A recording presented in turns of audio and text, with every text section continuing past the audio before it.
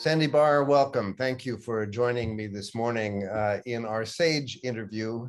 You're certainly someone that I love and admire and see as a champion for our environment in Arizona and in the wider world. So thank you. In the middle of a legislative session that is keeping you especially busy, taking the time to be with us this morning. It's great to be here with you, Doug. So I want to start. There's so many things I could say about you, but I love this quote from the New Times 2019 when they gave you the award for Best Environmentalist. Sandy Bahr might as well be Superwoman, given the sheer scope of environment affecting activities she tracks throughout Arizona.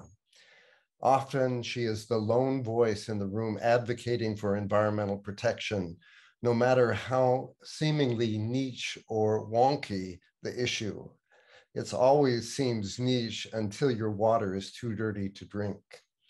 Such stalwart persistence and tirelessness in the face of powerful interest that would rather plunder the earth than protect it merit far more than the best Phoenix Award. One day your grandkids will thank Bahr for her work. I thought that was an eloquent expression. I have a new grandchild, and I think he's already thanking Sandy Bahr for the good work that you do in Arizona. Do you have a quote that you could share with us that sort of is an inspiration or sets the North Star for you in your work? Yeah, I have a couple of quotes, and I have to say that it's hard to just, pick one or even two, but there's a couple I'd like to share that I keep in mind for my work and, or at least try to. So one is, the first one is from Maya Angelou, and I've learned that people will forget what you said, people will forget what you did, but people will never forget how you made them feel. And then the other is from Jane Goodall, and it's, you cannot get through a single day without having an impact on the world around you. What you do makes a difference, and you have to decide what kind of a difference you want to make. Those are beautiful. Beautiful enough to copy and put on your file cabinet or refrigerator and keep them before you. Absolutely. Yeah, it's to me, it's like the one from Maya Angelou is really, important to keep in mind during this time where things are so divisive and sometimes very angry, and that, that basically, I don't know, doing something just because it makes you feel good, but it might make someone else feel bad is not the way to go. So I try to keep that in mind. And then of course, a lot of times we can't really see the impact we have in an hour, in a day, in one bill, in one action, but every day we can be intentional about the difference that we try to make. So that's the Jane Goodall quote. Mm-hmm. So when you are often the only voice in the room, it's got to be lonely sometimes, and when you sometimes suffer what I can only call abuse as you advocate in the legislature, and we don't have a strong sense of environmental care there. How do you maintain your spirit? This is S.A.G.E, spirited activists greening the earth. So how do you maintain that spirit, that enthusiasm, that dedication to the work when you face those obstacles? Well, I think the first thing is, even though I might be the only one in the room saying a particular thing, advocating on a particular issue, I always know that there are thousands of people out there who are concerned and feel like, you know, clean air and clean water and addressing the climate crisis, promoting environmental justice, that those are important issues.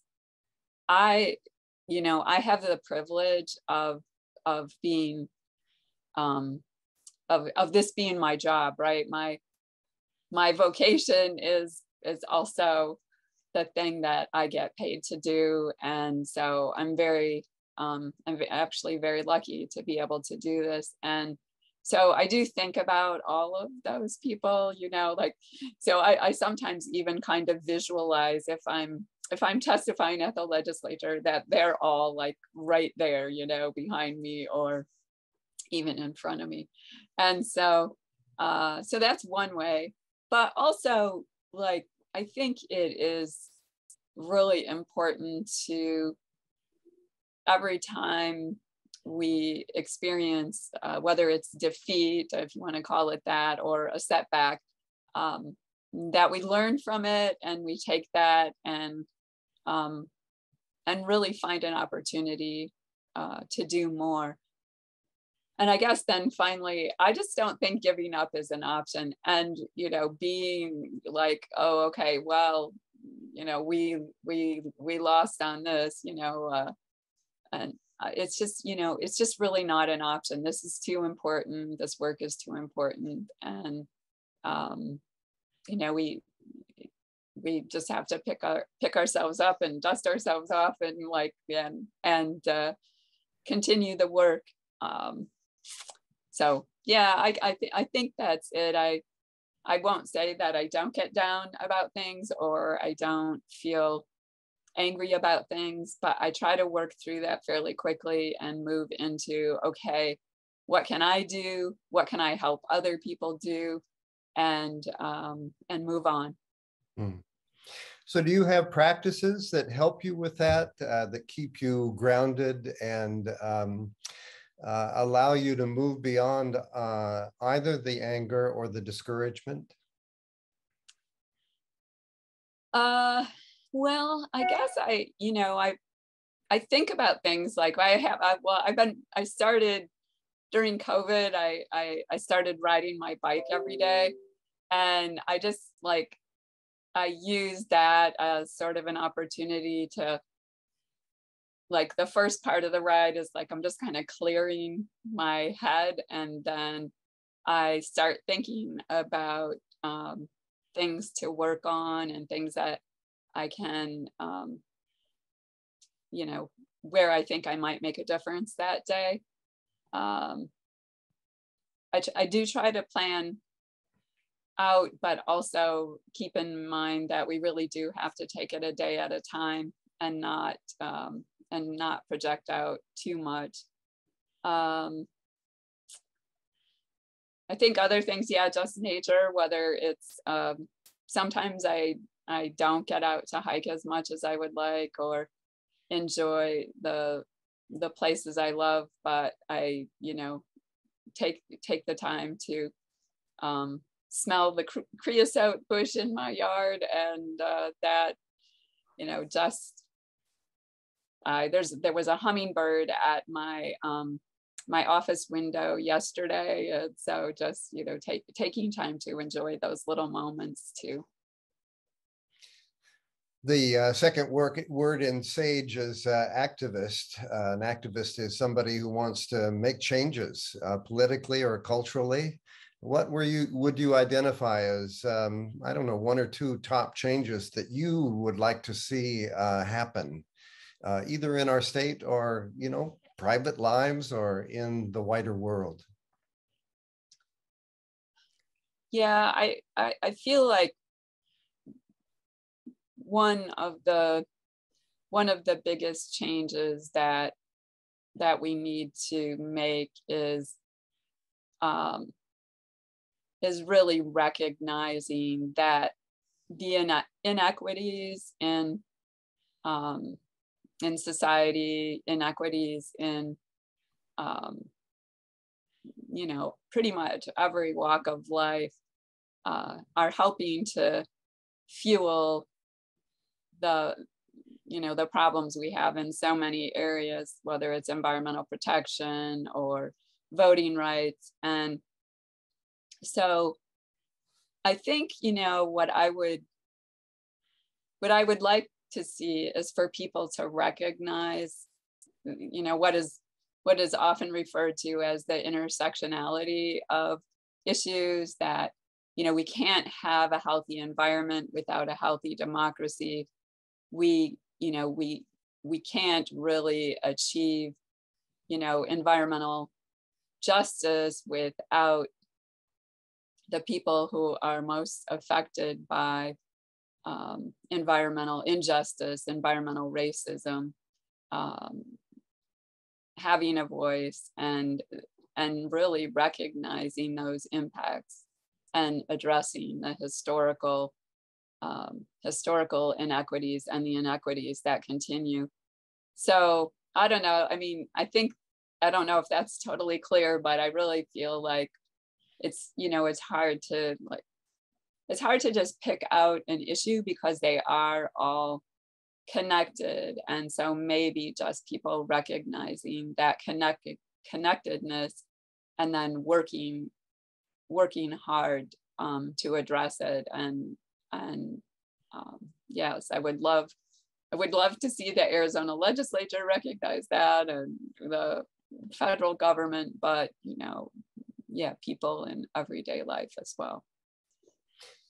This year, you helped lead us in establishing 2022 priorities for the state legislature and Governor Ducey. And that's, you know, they've always been implicit, but we made them explicit with a press conference. And do you want to say anything about those priorities and how you see them having an impact, either for us, you know, as we clarify what it is we're about, or hopefully at the legislature? Yeah, I think the process of developing the priorities was very positive, as it really did, I think, get a lot of the groups and individuals that are working on environmental protection, you know, thinking about, yeah, we need to be active on voting rights. We need to be active on ballot measures. We need to, even though things are not on the legislature's agenda, even though the governor won't say the words climate change, that we need to still be promoting these issues. They are still priorities. And so even if the bills don't get heard, we need to keep talking about these important issues, thinking beyond, you know, the next big water augmentation project like desalination or some pipeline from the Mississippi, but really thinking about what's sustainable. And so I think the process was positive. I don't think that, you know, I don't think the legislature overall has embraced the priorities, but, well, actually, I know they have not. But I do know that individual legislators have, and in reviewing the priorities, there was really thoughtful discussion. So, you know, people thinking about, yeah, there are really positive environmental justice bills that if only they had a hearing, you know, would make a real difference.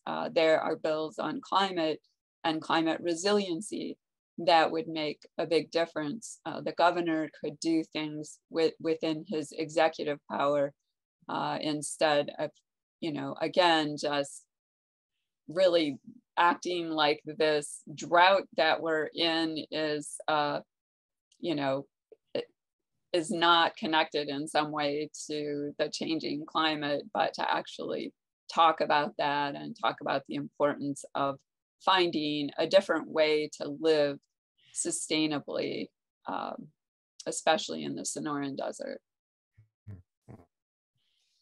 Well, I want to mark, sort of where we are right now. Article in the paper, the Arizona Republic this morning about the most recent IPCC report, report from NOAA, from the National Oceanic Atmospheric Administration, that is talking about severe weather. Any comment about, some of those challenges that we face in the state and in the world? Yeah, the challenges are huge. I think, you can even see the connections with climate and what's going on in Ukraine right now. But overall, the scientists have been telling us for a while that the climate is changing, that we need to act right now, but that we still have time to do things to avoid the very worst impacts. We're not going to avoid the impacts because we're feeling them already. We're feeling them right here where I live in the Sonoran Desert, in Phoenix. We're seeing them around the world. More people are displaced, more people are dying, more people have health issues, and scientists look at the various storms. They look at wildfire and other events, and they're actually attributing a percentage of it to the climate change. The current drought, 42% attributable to climate change, the worst drought in 1,200 years. And so for us here in the Southwest, so the challenges are extreme, just like the weather, but they're not insurmountable. And each time we get the message, action can make a difference. Reducing methane going into the atmosphere can make a difference. One of the reasons why we can't, continue to build these gas plants for electricity generation, that we really need to move quickly to clean solar and storage and wind, and away from burning fossil fuels altogether. And I will say there's one little, small bill at the legislature that will make a difference on climate. I'm not sure all the legislators know that. So I will just say that there are things like changing the refrigerants that are used in, for air conditioning and things like that can make a difference. And how we eat, our transportation, we need to move away from burning gasoline in our cars and trucks, gasoline and diesel. And so I think that the reports, sometimes people tend to shut them out because they're like, oh, this is doom and gloom. But if they look a little further, there are actions that are offered. It's not false hopes. False hope. This is real action that we can take. And so when these reports come out, we need to use it as an opportunity to, yes, say, look, this is serious, but also be sure that we're highlighting and amplifying the actions we can take. And it's just irresponsible not to do something. It's irresponsible to burden your grandchild with all of, you know, all of the actions that are needed. Every time we defer actions, we are creating this intergenerational inequity where we're saying, okay, it's okay for us to keep doing this. We'll just let them take care of it. Well, the list of challenges is long, but you've also touched upon some positive things. Are there any other lights that you would identify that, you know, give you hope and encouragement and partnership in this process? Yeah, I think, well, I would say that even though I don't think we should burden the next generation and the next generation with the challenges of climate change, I am inspired and very hopeful about how youth in this country and throughout the world are really engaging on climate and really on social justice overall, and not accepting things the way they are and continuing to work hard for change. And so I think that that's a huge bright light, or many bright lights really, and yeah, something that I look at, and it helps me feel hopeful. The other thing I would mention, I guess, is just I think there are more organizations and more structures that are committing to change, to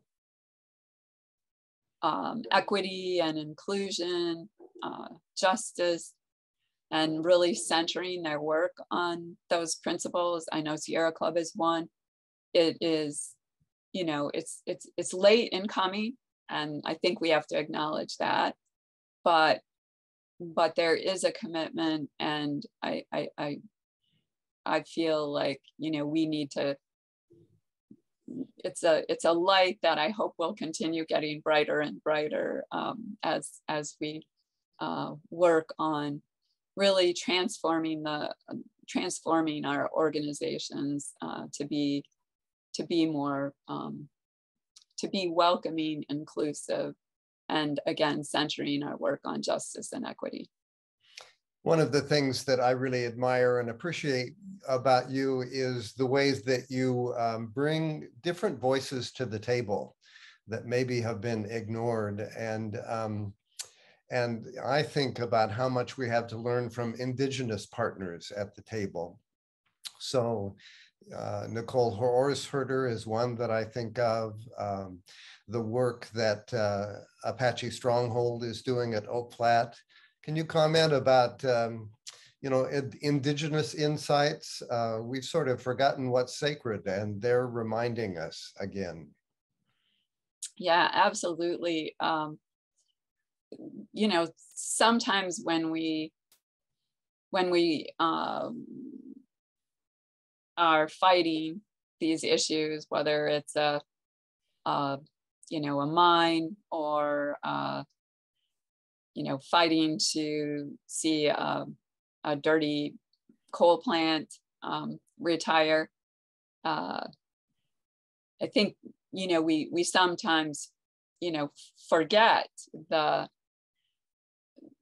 sacredness of the lands and the people that are affected by those projects. And yeah, on Oak Flat, I mean, that has been a battle we've been engaged in for a couple of decades now. And Apache Stronghold has really, like, yes, all these other issues are important, but this, you know, this is sacred.